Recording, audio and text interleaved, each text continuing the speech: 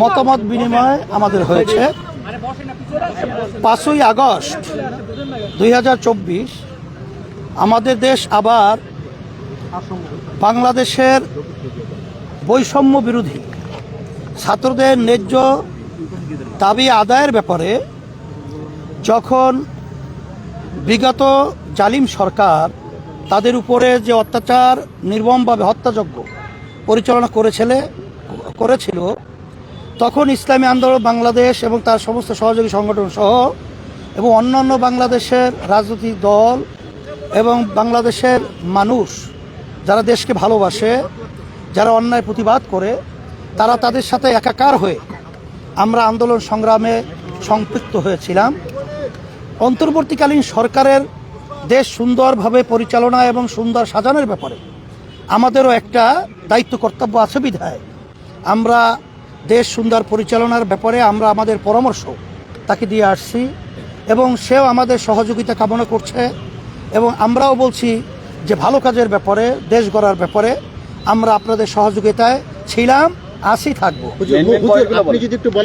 Main পয়েন্টের ভিতরে আমাদের মূলত আলোচনাগুলো ছিল যে বিগত এই ফ্যাসিস্ট সরকার প্রায় 16 বছর পর্যন্ত তাদের মন গড়া দলীয়করণ এবং বিশেষ করে 2014-18-24 যে প্রহসনমূলক যে নির্বাচন জাতীয় এবং এই নির্বাচনগুলো উঠে নেওয়ার ব্যাপারে যারা নাকি প্রশাসনে দায়িত্ব পালন করেছে এবং যারা নাকি বিভিন্ন মিডিয়া সহ সর্বত্র যারা নাকি তাদের সহযোগিতা করেছে এই তাদের অন্যায় চিহ্নিত করে একটা নির্ভরযোগ্য প্রশ্নবিদ্ধ ছাড়া কমিশন গঠনের মাধ্যমে এই অন্যায়কারীদের চিহ্নিত করে তাদের শাস্তির ব্যবস্থা করা এবং সুন্দরভাবে প্রশাসন সহ আইন শৃঙ্খলা রক্ষা বাহিনী সহ সর্বত্র দেশ সুন্দর পরিচালনার ব্যাপারে সেখানে ঢেলে সাজানোর ব্যাপারে আমরা তাদেরকে পরামর্শ দিয়েছি।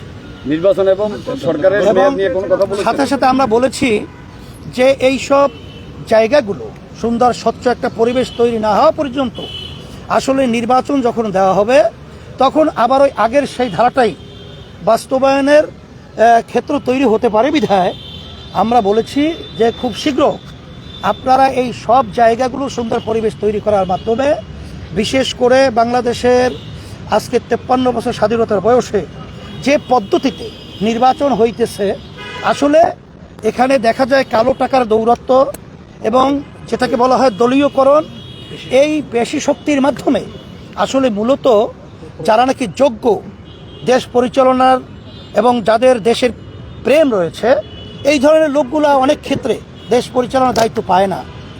সেক্ষেত্রে আমরা পিআর সিস্টেম যে নির্বাচন যেটা সব শাখার সব ধরনের সব মন মানসিকতার লোক এখানে সম্পৃক্ত থাকতে পারবে এবং তাদের ভোট হবে পিআরের এটা হলো সংখ্যানুপাতিক হারে নির্বাচনটা হবে।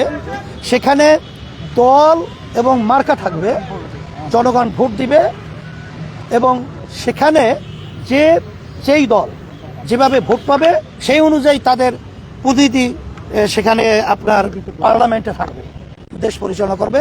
সেখানে সবাই সম্পৃক্ততা সেখানে নিশ্চিত হলো, যার কারণে দেশ সুন্দরভাবে চলবে। এখানে কোনো আর বৈষম্যমূলক বা বিভিন্ন ধরনের নৈরাজ্য সৃষ্টি করার মতো কোনো পরিবেশ থাকবে না। এই আমাদের মানে আপনার কাছে একটা নির্দিষ্ট প্রশ্ন, সেটা হলো যে আমরা বলেছি নির্বাচনের পরিবেশ সৃষ্টি হওয়ার সাথে সাথে না আমি একটু বলি, সেটা হলো যে আপনারা এই নির্বাচনী পরিবেশ সৃষ্টির জন্য আপনারা এই সরকারকে কত সময় দিতে চান?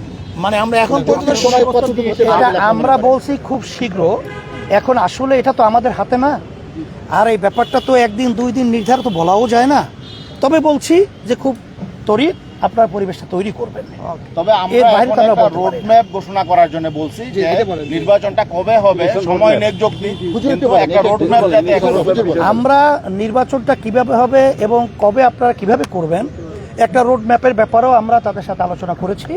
সেই শব্দটা আমরা ব্যবহার করেছি খুব শীঘ্র শব্দটা। প্রধান উপদেষ্টা কি বলেছেন আপনাদের? হ্যাঁ, প্রধান উপদেষ্টা আমাদের এই পরামর্শে তারা খুব সাধুবাদ জানিয়েছেন এবং তারা বলছে যে অন্যায় প্রতিবাদে এবং সন্তুষ্ট হয়েছেন এবং এই প্রতিবাদে এবং বিশেষ সংখ্যালঘুদের বিশেষ করে যে দুর্গাপূজা সহ আসছে আমাদের সেখানে সহযোগিতা কোনো ধরনের নৈরাজ্য সৃষ্টি না হয় এ ব্যাপারে তারা আলোচনা করেছেন এবং আমরাও আশ্বাস দিয়েছি বা বলেছি যে 5ই আগস্ট যে বাংলাদেশে অভ্যুত্থান হয়েছে সেখানে কিন্তু ইসলামী আন্দোলন বাংলাদেশ সহযোগী সংগঠনগুলো আমরা কিন্তু তাদের মন্দির এবং তাদের জানমাল ইজ্জতের নিরাপত্তার দায়িত্ব আমরা পালন করেছি এবং আমরা সামনে ইনশাল্লাহ করব এবং আপনাদের ভালো কাজে দেশ গড়ার ব্যাপারে আমরা আপনাদের সহযোগিতা করব। হ্যাঁ, লিখিত আমরা প্রস্তাবগুলো দিয়েছি প্রায় লিখিতটা আমরা দিব। আপনাদেরকে এখানে আসছে এটা আপনারা নেন। তা আপনাদের সকলকে ধন্যবাদ।